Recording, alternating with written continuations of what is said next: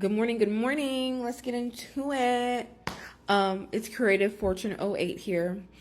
If you don't know who I am a type 1 diabetes mom.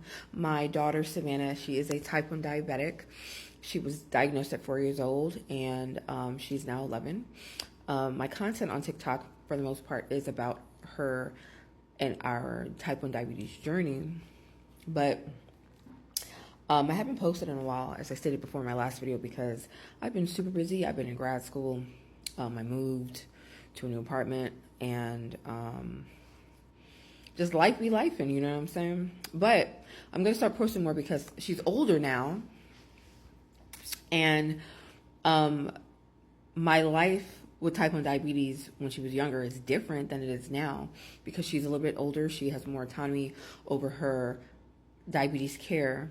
And I want to sort of kind of pick the brains of the type 1 diabetes community about what life is like for your children who are type 1 diabetics who are older, you know, teenage years, you know, because right now, I'm trying to allow her to have autonomy over her diabetes because as she gets older, she's going to have to do it herself because I can't do it for her, for you know.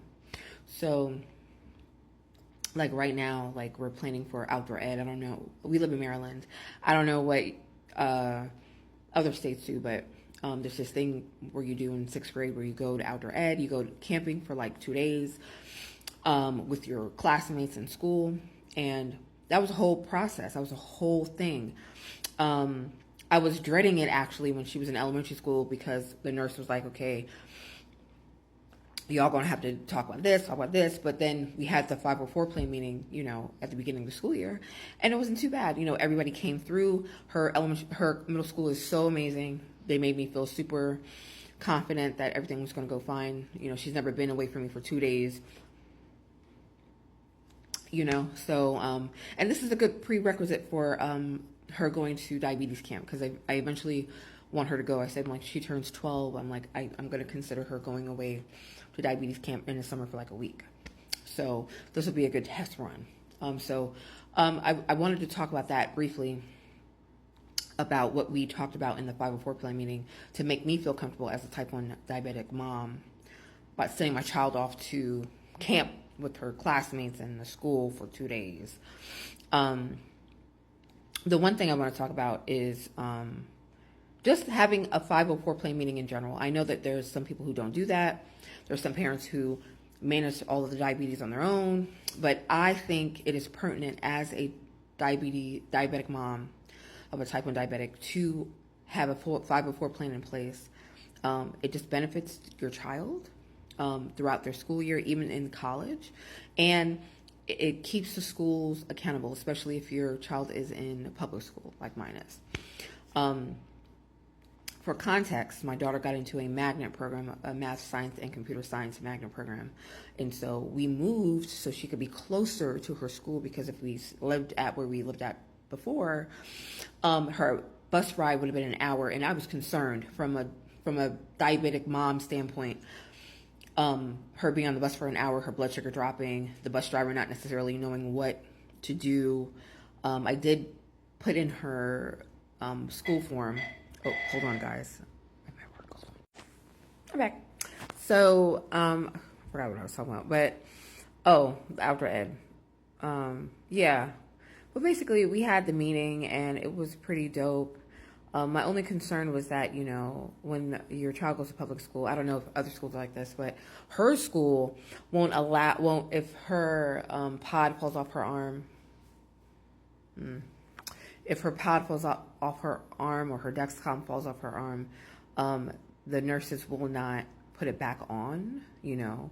And so I would have to come to the school and do it, or she could do it. She's still learning how to, she's 11, she's still learning how to do that.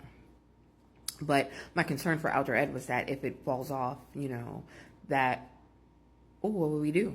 And they were like, well, we can just give her injected insulin. The medical form has it in there where we can just give her the fast-acting insulin. I'm like, yes, but what about the long-acting insulin? Because her medical form doesn't have that on there because we're not on the sliding scale anymore. She just uses her pump as her main source of insulin injection. So she had an appointment in the middle of September, so I had to make the endocrinologist put in there the amount of insulin that she would need for her long-acting in the event that her pump fell off, so that because they were sticklers at the school. They're sticklers, you know, but there's also autonomy in the medical form that allows me to make decisions, medical decisions regarding the insulin usage, to make changes. But the nurses at the school are very, So, but I love these nurses at her new school. They're great. And I just wanted to come on there to talk about that. I wanted to just get in I need more guidance from other type 1 diabetic parents. This is a new thing for me now that she's 11. Hold on, guys. Yeah. So, that was it. And hit me up in the comments or send me a video.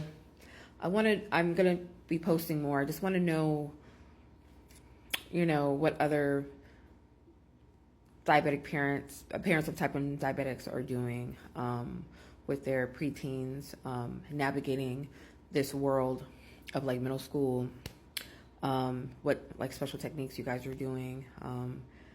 But anyway, I'm going to talk more about the outdoor ed process and sleepaway camp and my thoughts about that and having type 1 diabetes. But anyway, thank you guys. Love you. Bye.